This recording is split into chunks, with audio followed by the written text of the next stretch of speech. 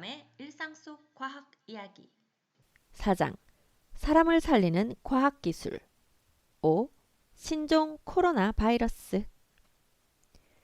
2000년 이후로 몇 년에 한 번씩 비슷한 혼란을 겪고 있습니다.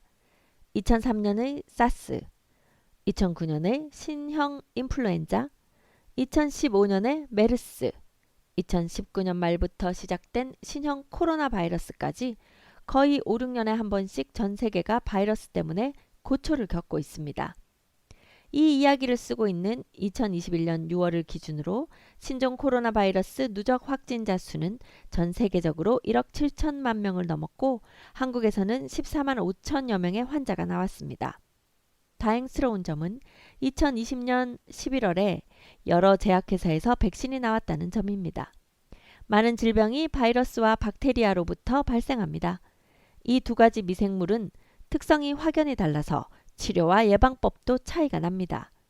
흑사병, 파상풍, 장티푸스, 식중독 등은 박테리아, 즉 세균이 인체에 침입하여 일으키는 병입니다. 박테리아는 크기가 약 1에서 5 마이크로미터 정도여서 전자현미경으로 볼 수 있습니다. 박테리아는 스스로 살아갈 수 있는 기관을 가진 단세포 생물입니다. 이러한 박테리아에 감염되면 주로 항생제를 처방합니다.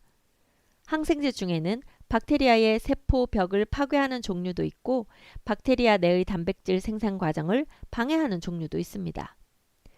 바이러스는 박테리아와 비교했을 때 생물학적으로 매우 다릅니다. 바이러스의 구조와 생명 활동을 보면 과연 이게 생명체인지 의문이 들 정도입니다. 먼저 크기가 매우 작습니다. 대략 수십에서 수백 나노미터인데요. 단세포 생물인 박테리아의 100분의 1 정도의 크기입니다. 생명체의 기본 단위인 세포 하나보다도 작다 보니 생명 활동에 필요한 세포 기관이 없습니다. 바이러스는 생명 정보가 담긴 DNA나 RNA와 같은 유전 물질이 단백질 껍질에 쌓여 있는 매우 단순한 형태입니다. 비유하자면 기계 설계도를 담고 있는 상자와 비슷합니다. 설계도로 기계를 만들 수는 있지만 설계도 자체가 기계는 아니죠. 그래서 바이러스는 생명체가 아닌 것처럼 보이기도 합니다.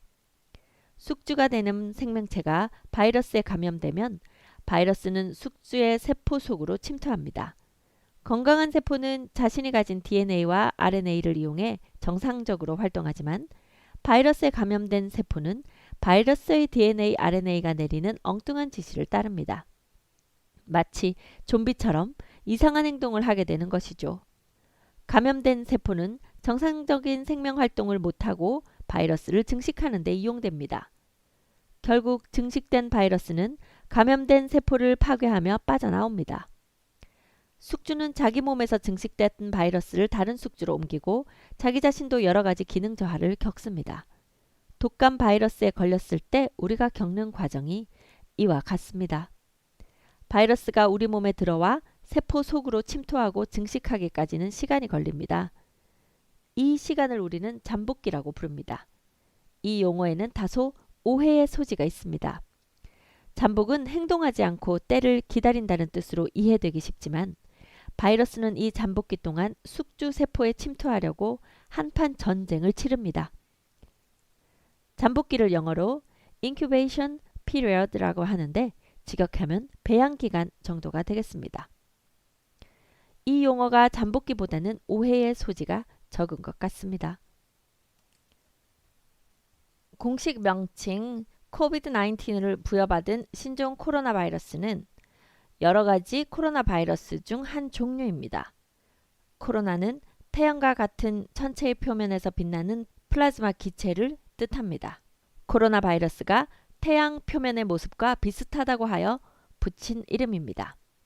앞에서 말한 대로 바이러스는 단백질 껍질이 유전 물질을 감싸고 있는데 숙주의 세포에 침투할 때 이 단백질 껍질이 매우 중요한 역할을 합니다.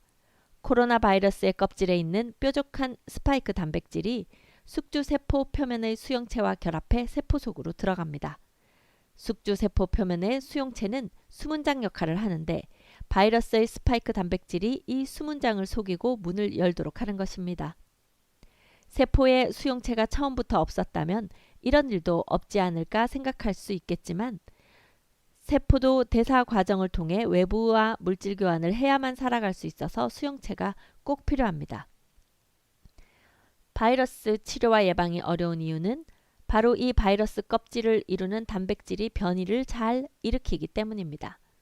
사스, 메르스, 그리고 이번 신종 코로나까지 모두 코로나 바이러스의 일종입니다. 다만 단백질 구조가 서로 다른 종류여서 약을 만들기 어렵습니다. 면역이 생기기도 힘듭니다. 특정 단백질 구조의 바이러스를 한번 겪고 이겨내면 그 구조에는 면역이 생기지만 단백질 구조가 살짝 바뀐 변종 바이러스에는 기존 면역이 제대로 작동하지 않는 경우가 많습니다. 코로나 바이러스의 일종인 사스와 메르스 등이 출현하는 과정을 통해 질병학계는 앞으로도 코로나 바이러스의 변종이 계속 나타날 것이라고 이미 오래전 예측한 바 있습니다. 불행히도 그 예상은 적중하여 2019년 말에 신종 코로나 바이러스가 발생했습니다. 다행히 백신이 개발되었지만 변이를 일으킨 코로나 바이러스에 대한 걱정도 공존하고 있습니다. 치료제도 나오고 있으니 코로나의 공포에서 벗어나길 기대해봅니다.